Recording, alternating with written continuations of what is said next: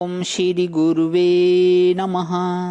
न गुरुरधिकं तत्त्वं न गुरुरधिकं तपः तत्त्वं ज्ञानात् परं नास्ति तस्मै श्री गुरुवे नमः। ओम शांति शांति शांति। प्रणाम भवन। श्वेताश्वेतर उपनिषद प्रवचन 19 चल रहा भगवान और मंत्र नंबर 13 और 14 की व्याख्या पेज नंबर 243 से आगे ले रहा हूँ। तो स्वामी जी बता रहे थे कि लकड़ी में जो है वो आग है लेकिन वो दिखती नहीं है। तो इसी को आगे लेते हुए बोले आग है तो सही लकड़ी में लेकिन ना दृश्यते, दिखती नहीं है। दिखती नहीं है तो नहीं है। बोले ना एव च लिंग नाशाह, अग्नि का जो लिंग है ना, माने संघर्ष से उत्पन्न होने वाली जो गर्मी है वह गर्मी उसमें नहीं है, सो बात नहीं। अग्नि का भी एक लिंग शरीर होता है और वह काष्ठ में विद्यमान रहता है।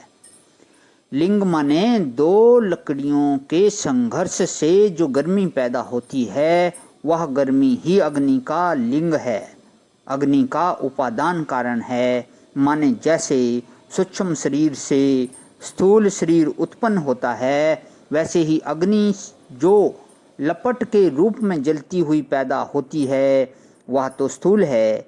और जिस गर्मी में से जिस उष्मा में से वह पैदा होती है वह उष्मा उसका लिंग शरीर है।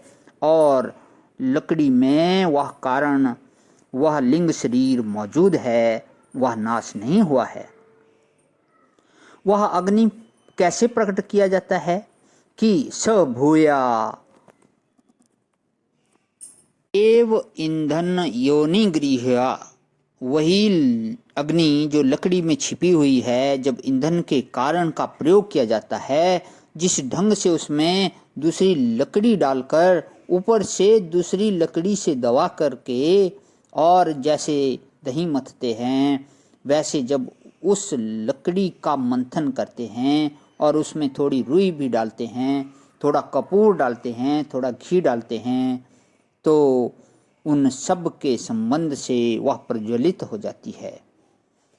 वैसे तो एक रुई पर थोड़ी पोटास कुएं में डालने वाली लाल दवा डाल दो और फिर एक बूंद उस पर ग्लिसरीन डाल दो। जब ग्लिसरीन और पोटास रुई में मिलेंगे तो रुई जल जाएगी। ऐसी स्थिति में आग पोटास में मौजूद है कि नहीं है।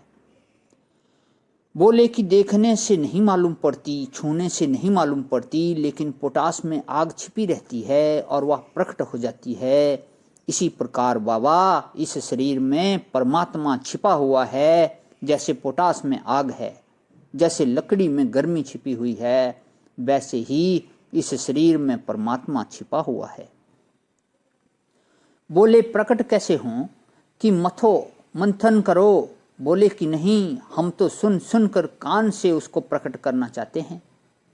तो बोले कि कान से सुनकर आग पैदा नहीं होती है, आग को मंथन से पैदा करना पड़ता है। परमात्मा को पैदा करने के लिए जैसा मंथन अपेक्षित है वैसा मंथन करना पड़ेगा, तब तक शरीर में पहले से मौजूद जो परमात्मा है वह प्रकट हो जाएगा। अब बोले भाई वह मंथन कैसे कि तत् उभयम वै प्रणवेन देहे, इस देह में परमात्मा है, दोनों बात होनी चाहिए। नंबर 1, जैसे आग पहले से मौजूद है मालूम नहीं पड़ती, वैसे ही परमात्मा इस शरीर में पहले से मौजूद है और मालूम नहीं पड़ता। और 2 नंबर, जैसे परमात्मा का नाश नहीं हुआ है और जैसे मंथन से आग निकलती है वैसे ही प्रणव के द्वारा शरीर का मंथन करने पर, माने भगवान नाम के द्वारा शरीर का मंथन करने पर, शब्द के द्वारा शरीर का मंथन करने पर इसी में से परमात्मा निकलता है। प्रणव जो है वह भगवान नाम का उपलक्षण है।